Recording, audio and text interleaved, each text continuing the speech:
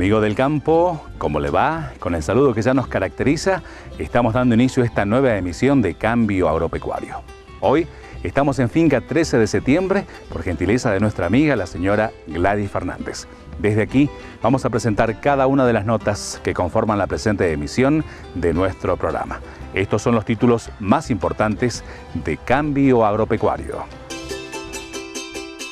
En esta edición de Cambio Agropecuario, conocemos las experiencias desarrolladas en el NOA en cuanto al control de malezas tolerantes o resistentes a los herbicidas convencionales. Un prestigioso profesional se refiere al tema. El actual desajuste climático a nivel global se acentuará en los próximos meses, obligando a replantear y a adecuar los sistemas productivos a las condiciones imperantes. La realidad de la producción tabacalera internacional, la situación del mercado y las perspectivas productivas y de precio para las próximas campañas. Además, la lucha de los actores del sector por defender la actividad. Estos son algunos de los temas de hoy en Cambio Agropecuario.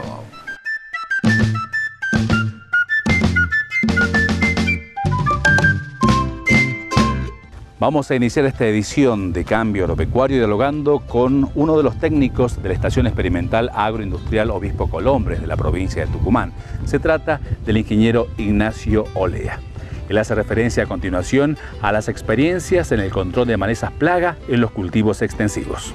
En general, en todos los cultivos estamos teniendo problemas, ya sea problemas de resistencia, biotipo resistente, o el crecimiento de las poblaciones de malezas tolerantes. En esta charla, fundamentalmente la que di yo, traté de reflejar lo siguiente, digamos, que lo que está pasando era algo esperable, por cuanto sabíamos que utilizando un solo modo de acción íbamos a seleccionar dentro de las poblaciones que eran controladas por el glifosato, biotipos que sean resistentes. Y por otro lado, en todas aquellas malezas que denominamos tolerantes, sus poblaciones tenían que crecer si es que no tomábamos las medidas apropiadas para hacerlo. Entonces eso lo estamos viendo ahora, pero el mensaje no ha sido algo así sembrando culpa, recriminatorio, sino haciendo ver que las soluciones están.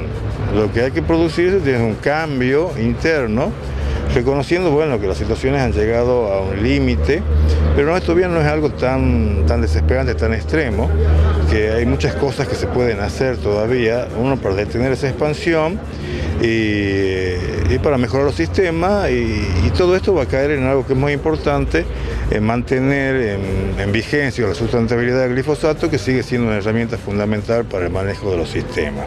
El otro mensaje que también presenté fue que la situación no es la misma en todo el país. Está estudiado también que hay zonas acá en Argentina que son proclives a generar biotipos resistentes, mientras que otras proclives a recibirlo, como podría ser gran parte de la pampa húmeda de la zona de Buenos Aires.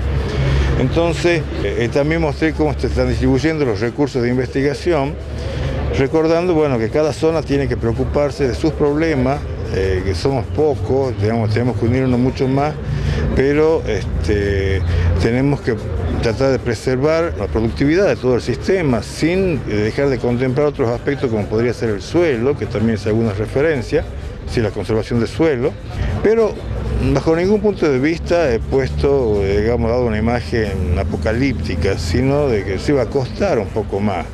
Pero siempre lo que gastemos ahora va a ser mucho más de lo que potencialmente podríamos gastar en el futuro si seguimos sin hacer nada. Preservando la calidad del lote que uno maneja, sumado a los vecinos, da ya manejos zonales, y esto después son manejos regionales, y podemos contener el problema. También hice referencia a las páginas web que hay de muchas empresas, vendedoras de agroquímicos, que son muy buenas fuentes de información. Entonces, los productores, especialmente los productores jóvenes, tienen fuentes de información, pueden estar faltando unos datos, pero se los puede conseguir rápidamente, pero no hay que estar esperando que todo venga, digerido. Está la información que se puede buscar, pero se puede dar soluciones al manejo de los sistemas.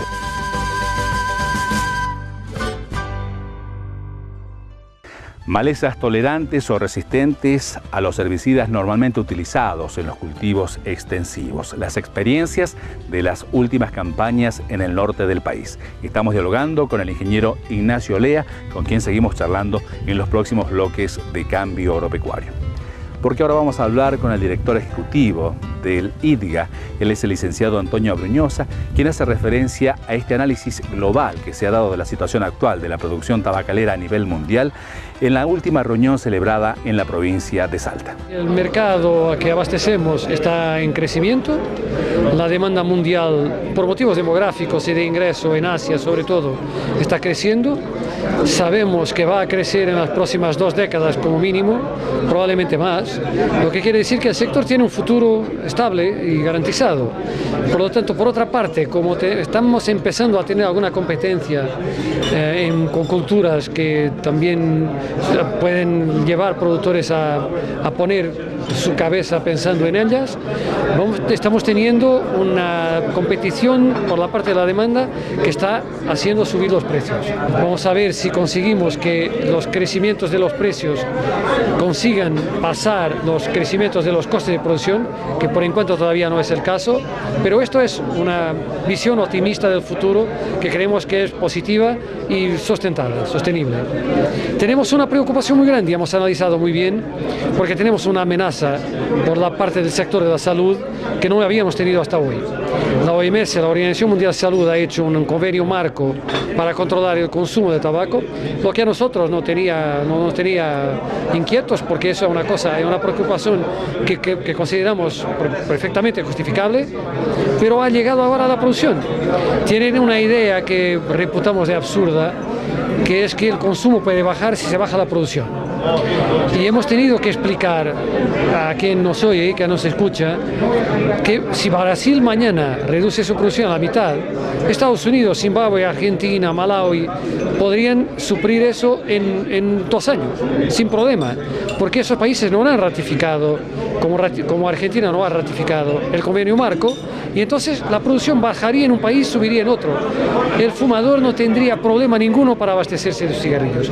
Entonces pensamos que perjudicar países en favor de otros, bajo esa idea de que mejoraría la salud de alguien, cuando no va a hacer, es un disparate y es además casi criminal, porque arruinaría millones de productores en los países que deberían obedecer a las medidas que van a ser decididas en Corea sin ningún beneficio para nadie. Por lo tanto, lo que queremos es que básicamente la OMS piense antes de actuar y no al contrario, y que escuche los que saben de las cosas que está discutiendo y sobre las cuales va a decidir, que escuche los productores, las organizaciones de productores, los expertos de gobiernos de países como Argentina, que saben mucho de eso, y que no haga nada antes de investigar, de escuchar, de aprender, porque tiene mucho que aprender antes de actuar. Bueno, hoy en el debate que han hecho los intendentes se ha puesto de manifiesto justamente la importancia social del cultivo de tabaco en cada una de las regiones. El tabaco es la cultura agrícola que más empleo genera. Y hoy he escuchado con mucha atención acá en Argentina que el empleo generado por el tabaco, que en términos de producto total no tiene comparación con las 4 producciones mayores de exportación de Argentina, el empleo es semejante, similar. La soja, el girasol, el maíz y el trigo, que son las mayores exportaciones de Argentina y las 4 producciones con mayor relevancia en Argentina, generan un empleo similar al tabaco. Donde hay tabaco hay siempre mucha gente, y por eso decimos que el tabaco tiene que ser mirado con una atención especial, porque no queremos seguramente en ningún sitio, y en Argentina tampoco, que la gente que hoy trabaja, que tiene un futuro sustentable y que tiene una prosperidad económica con el tabaco, tenga que irse a las grandes ciudades, a Buenos Aires probablemente, cuando hoy tienen una situación estable y con futuro. La ratificación del convenio marco para la Argentina significaría perder el Fondo Especial del Tabaco. Con la propuesta que está hoy sobre la mesa y que va a ser discutida en la reunión de Corea, sería eso que tendría que pasar. Eso da ya una idea de las decisiones que van a ser tomadas en Corea y la importancia que pueden tener para millones, porque hay otros organismos, en casi todos los países donde hay producción de tabaco, hay un organismo que relación a los productores con sus gobiernos. Acabar con eso sería una catástrofe social en la mayor parte de esos países. Por último, Antonio, ¿qué le diría hoy al productor tabacalero de la República Argentina? Que tiene un futuro probablemente mejor que ha tenido el pasado reciente, que va a tener una demanda de su producción que va muy probablemente a crecer y va a significar mejores precios y mejor rentabilidad, posiblemente no ya en el año que viene o el próximo, pero en el largo plazo es una producción que va a tener una demanda creciente y probablemente cada vez mejor rentabilidad.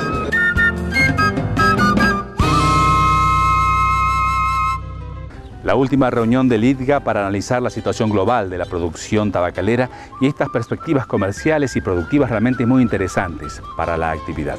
Estábamos dialogando con el director ejecutivo del ITGA, el licenciado Antonio Abruñosa. Ahora le voy a presentar la primera pausa comercial. Damos paso a las personas, empresas e instituciones que hacen posible que cada semana estemos en cada rincón de la República Argentina y de países vecinos. Nuestros amigos auspiciantes, y ya volvemos.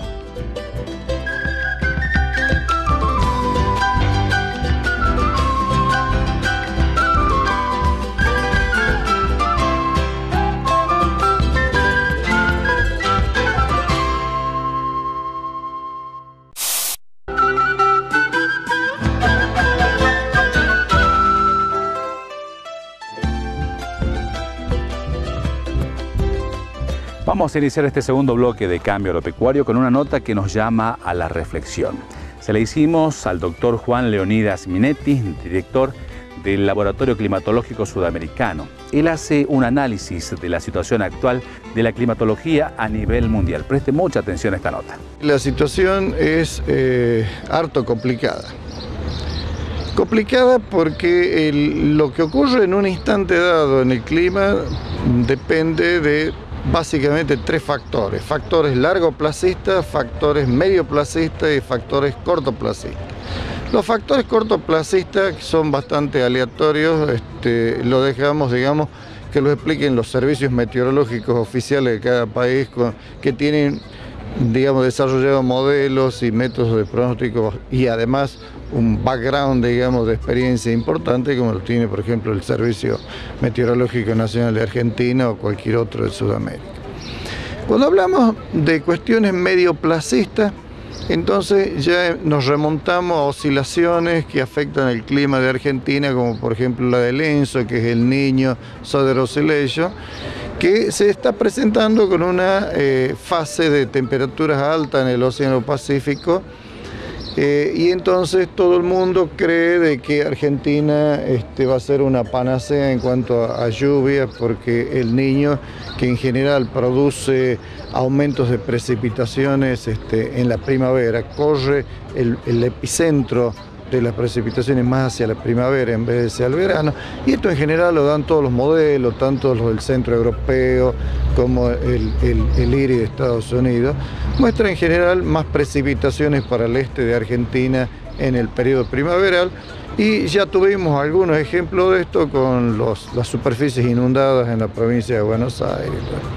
Lo lamentable es que esto va a atrasar la siembra en más de una actividad agrícola, y luego se va a enfrentar con el otro problema. Normalmente en general, cuando hay eventos El Niño o eventos cálidos en el Pacífico, sin que necesariamente sea un niño, lo que produce es una condición más seca sobre el resto del verano y en el otoño. Este es nuestro problema que queremos salvar hoy, porque las condiciones largoplacistas del clima nos dice que tenemos un anticiclón gigantesco sobre el Océano Pacífico que está intensificándose hace 10 años o más, y eso nos está introduciendo, digamos, la perturbación o la influencia largoplacista sobre las cortoplacistas. Esto es una condición favorable a la sequía en escala planetaria. Y entonces el tema se complica bastante, porque cualquier sequía regional en la fase, digamos, del Niño, que da condiciones más secas en el verano y el otoño, aquí las sequías pueden ser drásticas en algún momento. Ya tenemos señales, por otro lado, de que las temperaturas regionales y globales están ascendiendo paulatinamente desde hace un año. Entonces, aquí puede haber un cóctel bastante complicado de falta de agua sobre buena parte del verano y sobre el otoño, asociado a temperaturas muy elevadas. La crisis esta global que se ha generado disparando los precios en forma importante en el caso de Estados Unidos, no es una sequía que ha afectado solo a Estados Unidos, sino que ha afectado a toda la banda subtropical y de latitudes medias en el hemisferio norte, y está indicando un desajuste climático global. El que crea que en Estados Unidos le está yendo mal, o le ha ido mal en el hemisferio norte, y que a nosotros nos va a ir bien, se equivoca, porque este es un fenómeno de tipo global. Y entonces los coletazos de esta perturbación o las perturbaciones directas de esta cuestión la vamos a tener. Pero basta ya citar un antecedente como lo fue el año pasado. Correcto, bueno, no solo el año pasado, hemos tenido la sequía del 2008, hemos tenido otras sequías anteriores importantes, más aún, todavía no hemos superado la sequía de 1988, que ha sido aparentemente una de las sequías más importantes que ha tenido en los últimos 50 años de Argentina, pero no existía en esa fecha la cantidad de superficie sembrada y dedicada a la agricultura como la tenemos hoy. Entonces, el impacto de esa sequía ha sido mucho mayor en el 2008 que en 1988. No sé si me explico, la superficie sembrada era distinta, nosotros no nos habíamos expandido con la agricultura tanto sobre la zona semiárida de Argentina, y luego cuando ocurran las sequías o baje largamente el periodo de precipitación en la zona semiárida, lo vamos a notar.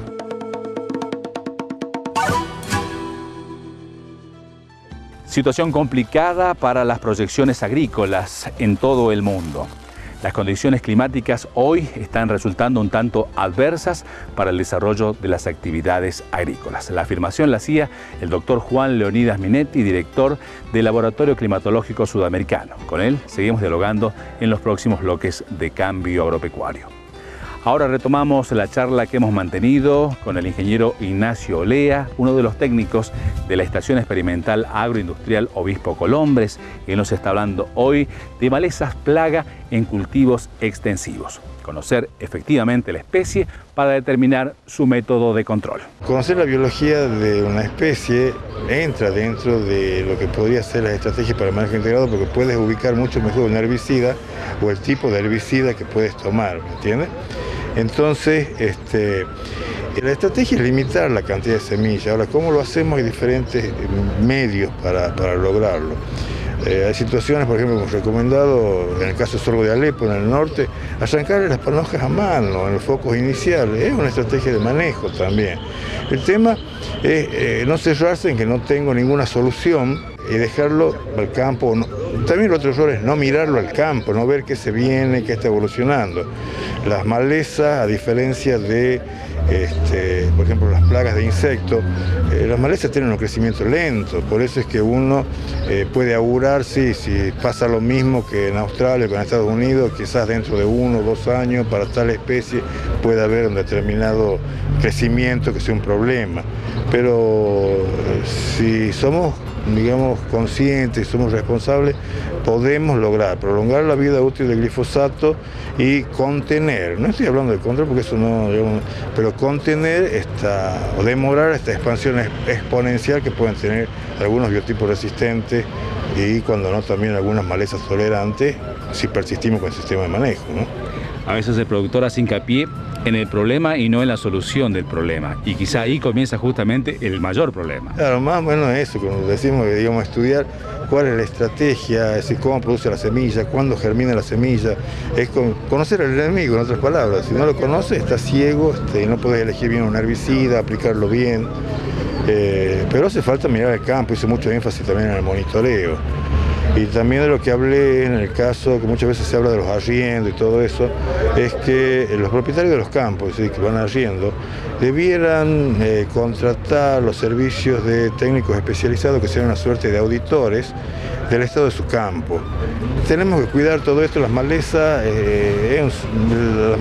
tolerantes y resistentes, la proliferación de las malezas que limitan la capacidad de producción de un lote, es una suerte de degradación, de deterioro, de erosión del campo, que no solo la pérdida de tierra, pierde su calidad productiva. Entonces, eso los puede llevar a los propietarios a preservar para sus nietos la calidad del campo, aunque permanezca en arriendo, porque ya sabe qué es lo que tiene que hacer para manejar bien su campo. Y con eso también se limitaríamos mucho la expansión de estas malezas problemas, ¿no? ¿Qué le diría por último al productor del norte del país, particularmente de la provincia de Salta, que a veces se preocupa y demasiado por la proliferación o la dispersión de malezas? Bueno, los productores de Salta, lo mismo que acá en Tucumán, con ellos he trabajado mucho, hemos trabajado muy juntos, algunas veces con el desarrollo de las técnicas para el manejo de celular persistente de glifosato. Bueno, lo mismo que Tucumán, hay que sentarse, demorarse un ratito, pensar cómo es la mejor forma de manejar el sistema, qué es lo que tenemos que hacer, cómo preservamos nuestro capital productivo. También recordé una realidad, que la que dijo acá el presidente de la Sociedad Rural de acá de Tucumán, que todo lo que se hace en el país es para promover el cultivo de soja. Entonces manejar las rotaciones es bastante difícil y sin rotaciones de cultivo también es muy difícil rotar los modos de acción. Entonces hay que sentarse a pensar, bueno, ¿cómo estoy? ¿Qué debo hacer?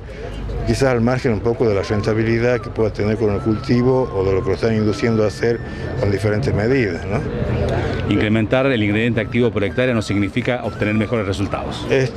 No, incrementar en algunos casos, digamos, se podría solucionar con alguna solución, en casos muy puntuales, pero no pasa.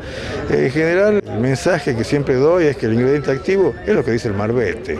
No hay que escaparse de eso. Yo casi no, últimamente no estoy escapándome de las dosis que están indicando las empresas para el producto que estoy usando. No, eso poner un poco menos, poner un poco más, creo que historia de las viejas épocas del glifosato que nos ha conducido a muchos errores, ¿no? Ya no podemos repetir en eso. Las empresas cuando indican una dosis, no es comercial, es porque es la dosis que tiene un margen de seguridad para diferentes situaciones.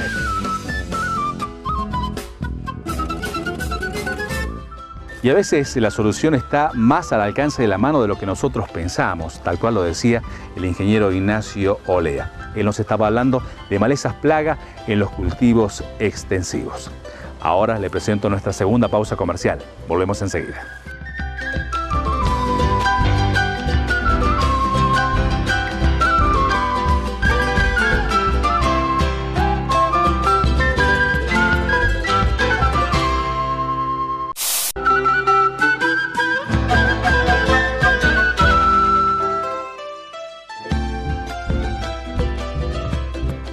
El ingeniero Daniel Sosa Gómez es un reconocido técnico investigador del Embrapa Brasil y hace pocos días estuvo disertando durante el desarrollo del 4º Congreso de Cultivos de Verano en la provincia de Tucumán.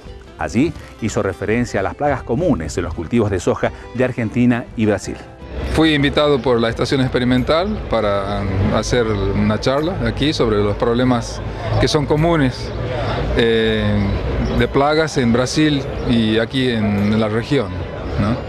La composición de plagas es diferente, es un poco diferente. En Brasil hay problemas con orugas y chinches principalmente, y ácaros. Y aquí en la región oeste, ¿no?, de la provincia, los problemas son orugas y picudos. Durante su charla hizo referencia a que hoy, digamos, existen pocas alternativas tecnológicas químicas para el control de algunas plagas, y eso ya es preocupante.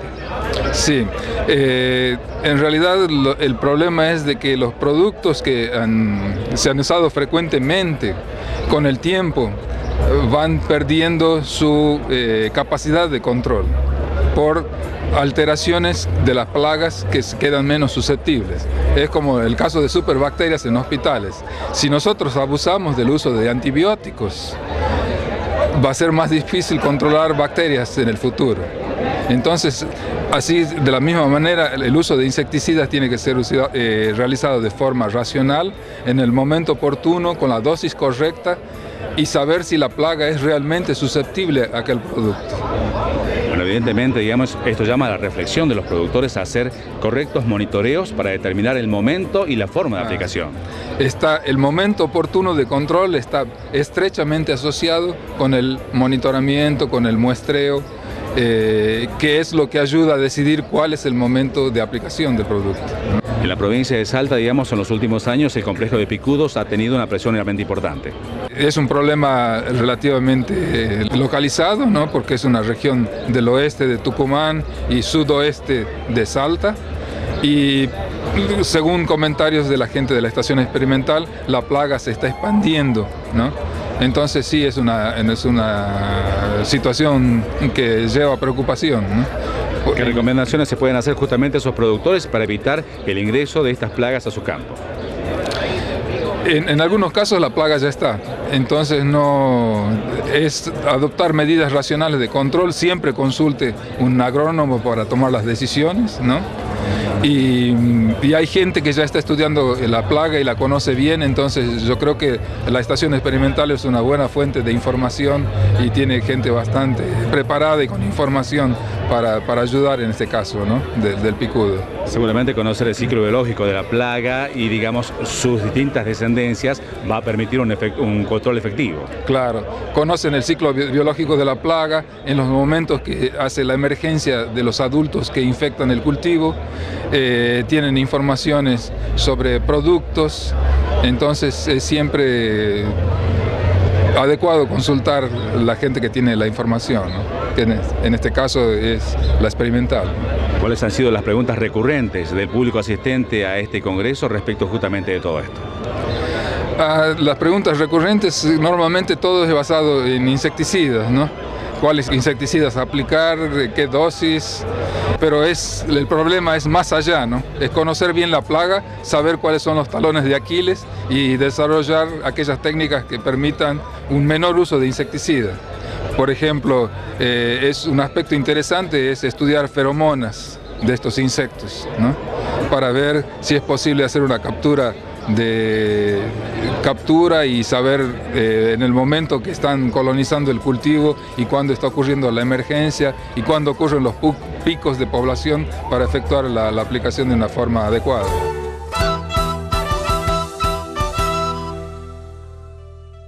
El análisis del ingeniero Daniel Sosa Gómez, técnico del Embrapa Brasil, respecto de las plagas en el cultivo de soja, los métodos de control químico convencionales y esta utilización del control biológico a partir de la utilización de feromonas.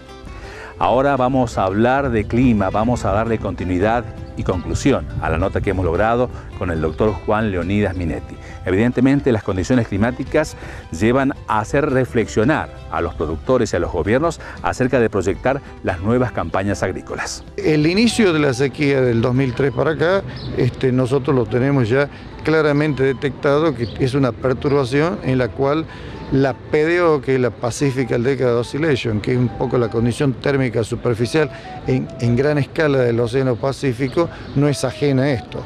Si no es ajeno a esto, esa oscilación es una oscilación del orden de 50 o 60 años, que da más o menos unos 25 años o 30 años secos y otros 25 o 30 años húmedos. Bien, eso es lo que ha ocurrido desde el 2003 para acá.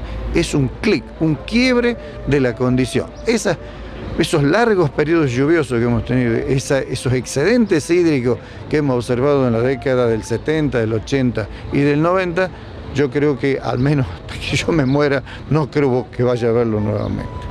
Bueno, esto obliga a proyectar de forma distinta, digamos, los sistemas productivos. Totalmente. Acá hay una responsabilidad, tanto del sector privado, que hizo un crecimiento agrícola adaptativo, es decir, no esperó de que nosotros dijéramos aquí hay un problema de cambio climático.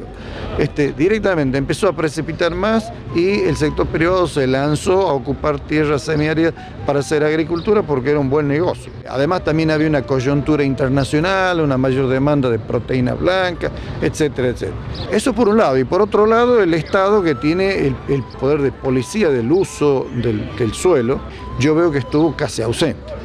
Entonces, creo que ahora tanto el sector privado como el sector público tienen una ineludible responsabilidad de discutir fuertemente y dar respuestas rápidas de cómo afrontar esta emergencia, porque es una emergencia. Estamos frente a una emergencia climática de gran escala.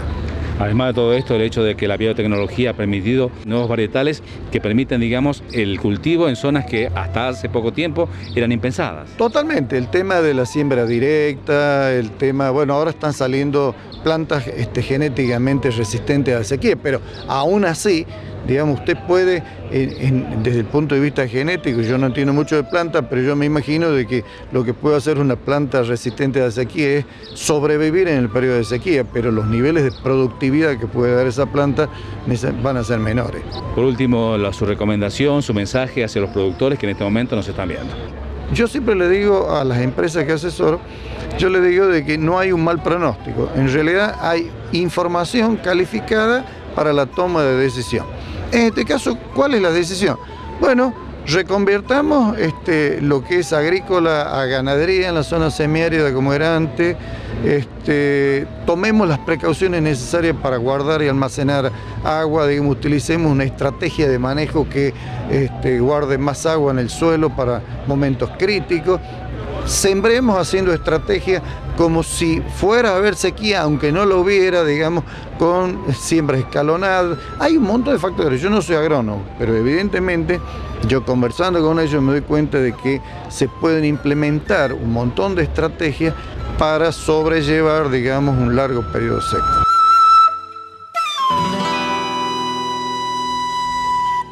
Un panorama preocupante para el desarrollo de las actividades agrícolas en todo el mundo. La situación climática es realmente adversa, tal cual lo decía el doctor Juan Leonidas Minetti.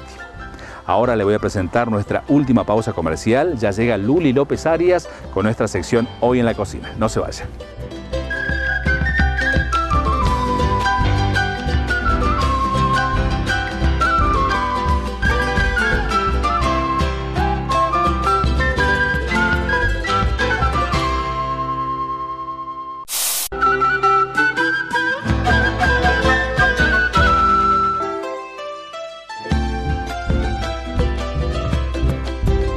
Último bloque de Cambio Agropecuario, vamos a presentarla a ella, a nuestra cocinera, a Luli López Arias, que en este momento nos está representando en la vecina República de Chile. Ella nos trae una receta exquisita, cazuela de quinoa y queso de cabra. Hola, hoy en la cocina vamos a preparar una cazuela de quinoa que nos han dado de acá, de los valles, de la parte de Cachi. Los productores, hoy en esta feria de la plaza, han traído todos los productos que se dan en esta zona. Así que bueno, vamos a aprovechar y vamos a hacer esta cazuela que es vegetariana, ya que no le hemos agregado carnes y estamos utilizando productos de la zona. También es apta para celíacos. Bueno, vamos, acá tengo un ayudante, alguien que me está por colaborar. ¿Cómo es tu nombre? Georgina. Georgina. Ella es de Salta. ¿De dónde sos, Georgina? De Chicoana. De Chicoana. Bueno, de Chicoana y está de paseo por acá por Cachi. Bueno, vamos a poner esta ollita que vaya ya calentando y vamos a cortar la cebolla. Una receta rápida y fácil para hacer esta cazuelita. Cortamos la cebolla. Se decía que la quinoa es el grano sagrado que utilizaban los incas. Así que si tenés posibilidad de conseguirla en tu pueblo, hay que consumirla. Bueno, como siempre les digo, hay que usar poca cantidad de aceite y aceite de buena calidad. Acá vamos a poner muy poquito, una gotita. Y vamos a agregar la cebolla con el pimiento. En términos generales siempre se agrega primero el pimiento, después la cebolla, pero yo voy a hacer todo esto junto. ¿Me lo vas a cuidar, Georgie? Que no se nos pegue. Y vamos a utilizar corianito, que puede ser también, si quieren que no sea corianito, puede ser el zapallo. Le sacamos un poco de esta cascarita y lo cortamos en cubo. Este cubito lo llevamos también a nuestra ollita. Vamos a poner. Estamos acá haciendo un poco porque ya tenemos lista nuestra cazuela. Vamos a agregarle también un poco de vino, vino blanco. Agregarle, Georgie, este vinito. Todo. Cuidado porque está fuerte, despacito. Muy bien. Ahí está. ¿Y qué condimentos vamos a usar para esta cazuela? Vamos a utilizar pimentón, por supuesto, de acá de la zona. No vamos a usar tomate, sino el color lo va a aportar el pimentón. Le echemos esa cucharadita. Le vamos a agregar también sal. Decimos que es apto también para celíacos, siempre y cuando se tenga en cuenta la no contaminación, ¿no es cierto?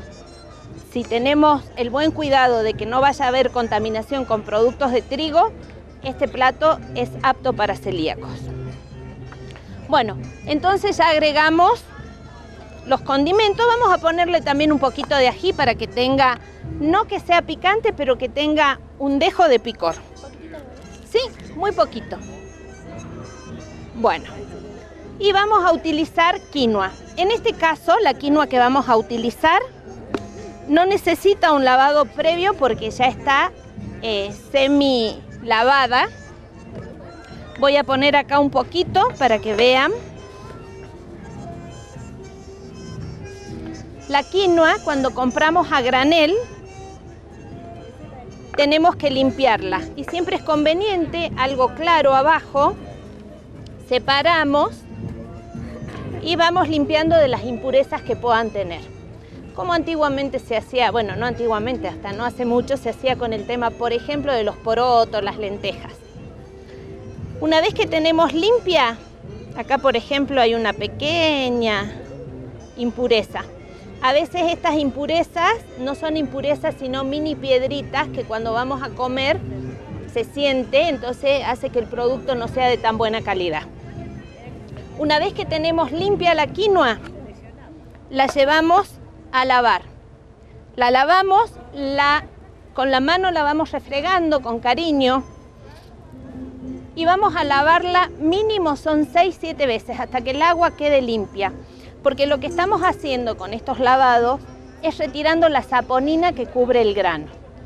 Esa saponina, si no la retiramos, da un sabor amargo y es tóxica en muchas cantidades. La quinoa, para los que no la conocen, tiene muchísimas propiedades y la podemos utilizar como si fuese un arroz, de la misma manera. Entonces, una vez que tenemos hecho el proceso de limpieza, la agregamos. Más o menos nos va a llevar de cocción unos 15 minutos. La ponemos ahí en la ollita, Georgie. Ahí está. Vamos a dejar, mezclamos un poquito y vamos a acomodar nuestra mesada para mostrarle ya la que tenemos lista. Y acá la tenemos ya lista a la cazuelita. No vamos a hacer la presentación en plato porque, aunque ustedes ahora no están viendo, pero tenemos acá mucha gente que nos está acompañando, así que vamos a servir en unos descartables para que puedan probar. Y vamos a servir. Y tenemos unas cucharitas descartables, por favor. La idea también es que aparte de consumir la quinoa, que es de la zona, también sigamos incorporando lo que es el queso de cabra. Así que esta cazuelita también lleva queso de cabra. Así que vamos a poner.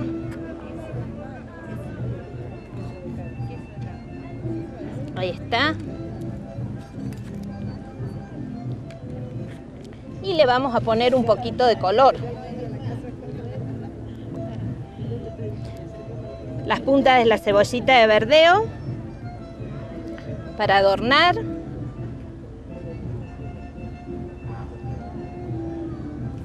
Bueno, y ahí tenemos la cazuelita de quinoa y de queso de cabra. Espero que les guste y que pongan en práctica.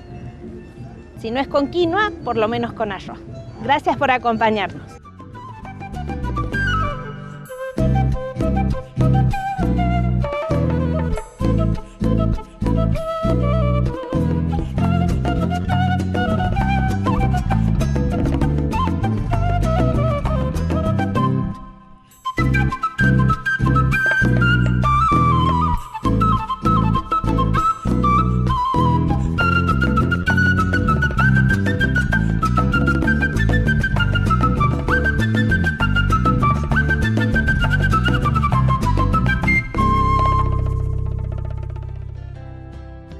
Esta receta fue lograda durante el encuentro de productores de queso de cabra celebrado en San José de Cachi hace algunas semanas. Luli López Arias nos traía cazuela de quinoa y queso de cabra. Y así estamos arribando al final de esta nueva emisión de Cambio Agropecuario.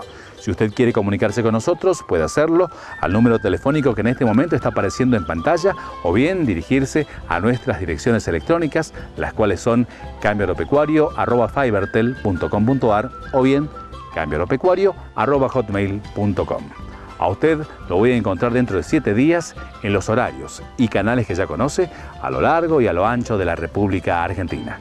Por su atención, muchísimas gracias y será Dios mediante hasta la próxima semana.